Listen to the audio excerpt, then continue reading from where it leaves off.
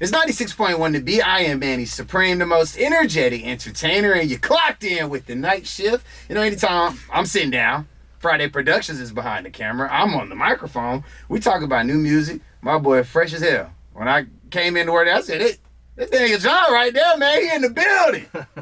What's up, my guy? What's good, bro? What's good? How are you? I'm blessed, man. How you feeling? Same, man. Blessed. Save me out now. Visuals look crazy. Just by the thumbnail, I was like, okay, I got to see what's going on right here.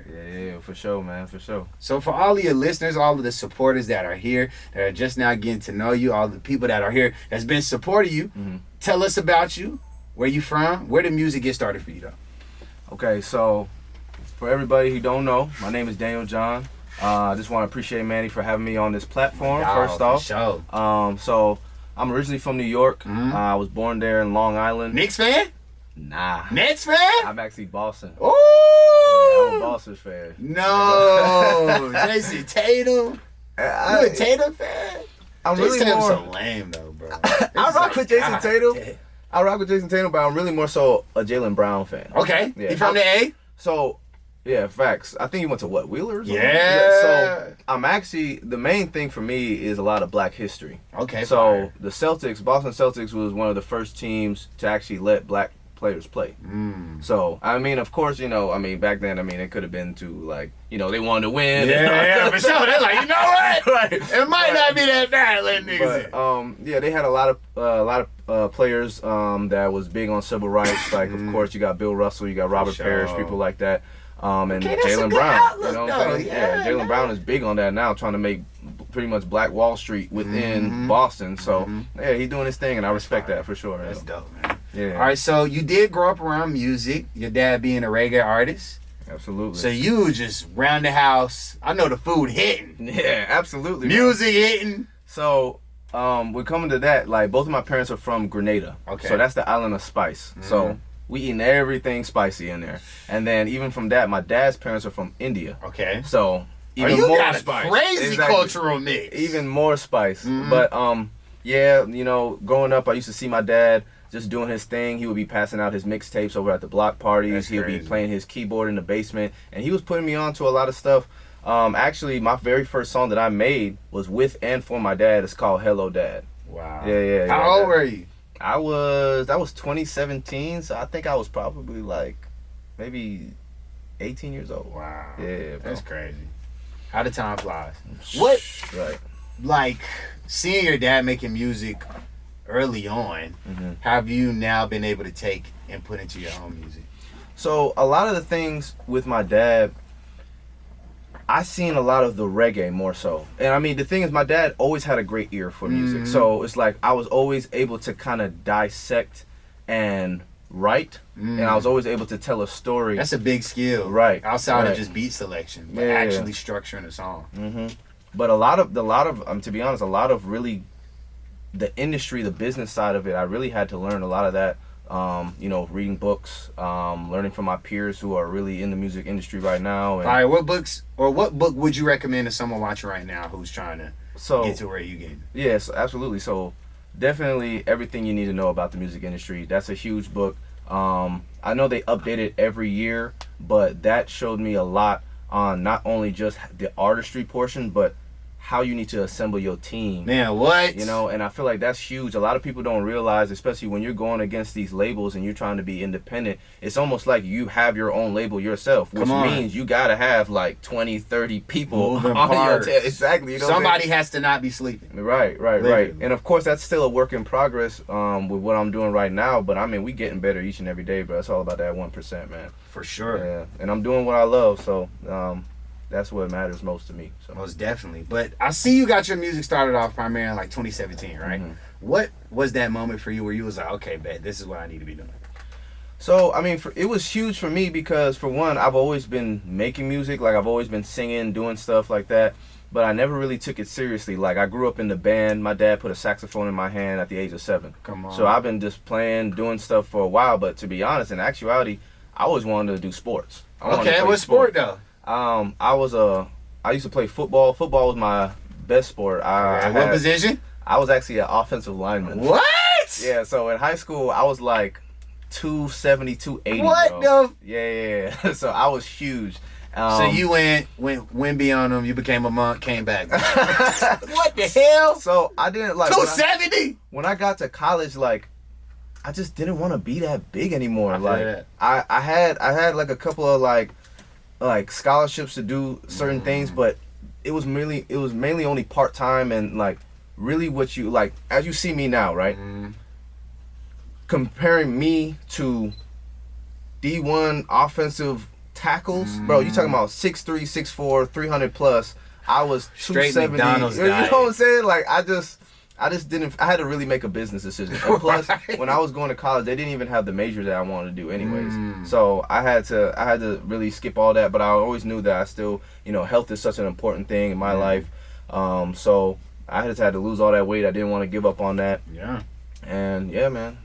And here I am now, and I'm making music now. I mean, going back to really the question that you were saying, I mean, for me, music has always been something. It's been a staple in my family. Everybody, I feel like, is musically inclined. Like I said, I play the sax. My dad plays the guitar. My mom plays the piano. My brother plays the trumpet. So it's like I've always seen music, and I've always loved it. Like I said, I always gotten that ear for it. And of course, I feel like it was trained through my dad. You know what I'm saying? But I feel like a lot of that was natural too. Like I always used to do that to help me cope with issues that I had going on personally. So it's like when I went to finally talk to my dad, of course he was going to be the first one that I talked to about it. Like, Pops, this is what we doing. Exactly. Let I me was know. just like, I want to take this seriously. I want to do this. This is what I really want to do. And he was ecstatic for it. And that's how we made that first song, Hello Dad. And you can see the progression from all the way from then to now with Save Me, which is out now on all streaming platforms. Come on, get that. Yeah. And so, congrats, you just headlined your first overseas show in Grenada. Yes. From 2017 to now, that's crazy progress. So, congrats. Yeah. What was that like? It was dope, man, because I actually haven't been back to Grenada, like, other than last year. The very first time that I really went to Grenada was I was a baby, and I probably wasn't even a year old yet. So it's like, of course, I couldn't really grasp taking all the culture. Exactly. So going back last year, and especially to be able to do a show, that's huge. That's huge. And actually, it's crazy. I'm actually about to go back down there June 20th for another show. Fire. Yeah, go ahead, plug it.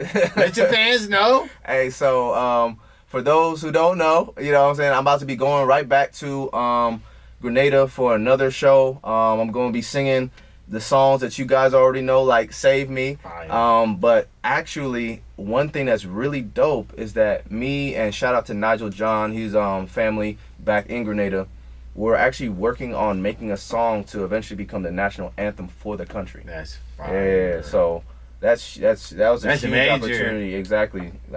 Like, so shout out to my dad, shout out to Nigel John, and shout out to the Ministry of Tourism in Grenada for really shout out. Because it's gonna take it's been something we've been doing years in the making. So national anthem is crazy. I know, right? When you first got the call for that, was that like, all right, this real deal? Honestly, when I first got the call for it, I didn't think it was real. Really? I was like, where were you at?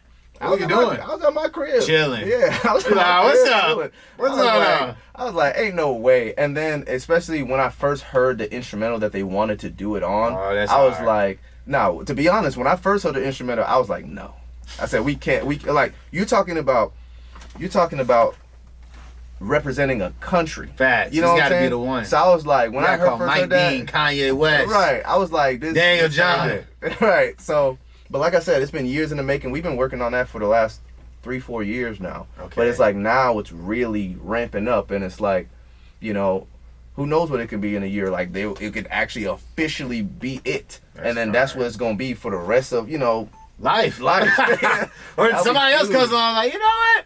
I'm inspired by that Daniel John song. Yeah, for sure. So tell me, what's one thing that does stand out about your music, like between the vulnerability that I've heard to you just expressing your masculinity and just letting that flow between I think your beat selection is amazing, and that also helps me understand how you structure your songs by just having that background by watching your dad. So tell me, what is it about your music just for first timers that should make them be like, okay, him telling me this, I need to go see this for myself? So one thing for me, I feel like I have a different message that I'm trying to get across when I'm trying to make my music, right? So I've always been a storyteller. I always like to tell stories, but a lot of the times with my music, I'm rapping, singing about things that I've actually been through. Like a lot of the stuff that I talk about is about relationships. And for me, the message that I'm really trying to get across is trying to shine the light on men that are actually out here doing what they're supposed to. Like, you know, I feel like everything that you're hearing nowadays is about toxic relationships, situationships, and don't get me wrong, I have songs like that because like I've been through it. Yeah. But it's like now, especially with what I got going on now, it's important for me to really grasp in trying to find a partner who I can really build with. You know what I'm saying? And especially with my career right now, I mean, I work a 9 to 5. I'm really focused on my sexual health. You know what I'm saying? Especially living in Atlanta, bro. It is so important. You gotta wrap it up, guys. Wrap it up. I'm trying to tell you. But even then, find somebody. The city out here. Right.